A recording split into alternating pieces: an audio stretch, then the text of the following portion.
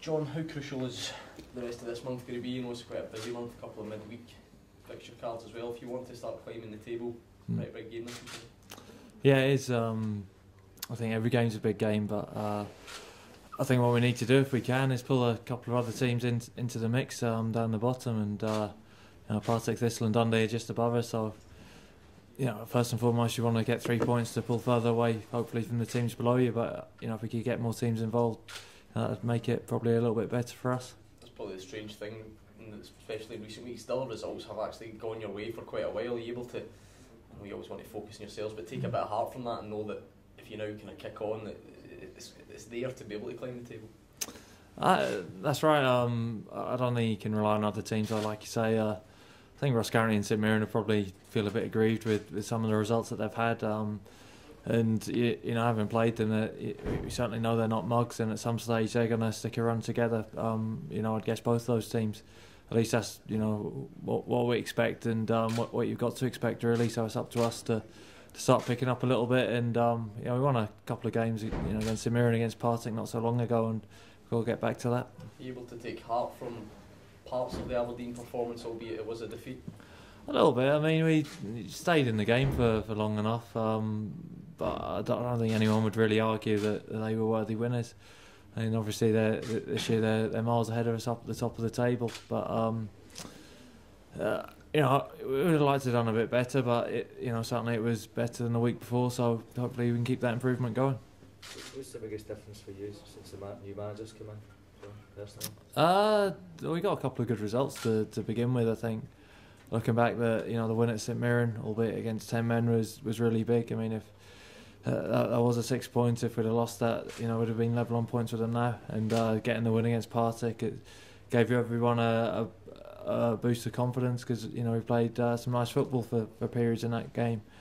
So it's just the case of trying to get back to the sort of standards we set then, because obviously against Hamilton it wasn't good enough, and albeit we stayed in the game against Aberdeen, we would have liked to have done a bit better. So hopefully starting tomorrow we can start pushing on again. How much do you relish in facing your former club? Yeah, it's a long time ago now. I think that was the only time I've been relegated in my career at Dundee, and there's a few similarities. I think we're 6 or so points clear at the moment. I remember going into the split at Dundee, we were well clear, at least 7 points. I can't remember exactly last 5 games, and we ended up going down. So it was really upsetting at the time up there, because we like the squad here, we had a good squad of players, and I think we felt that we were always good enough to get out of it. But at the end of the day, that wasn't to be the case, and certainly in my own mind, but in other boys' minds as well, we need to start picking up points as soon as possible, and start getting out of the mess that we're in. What have you learned from that experience, John?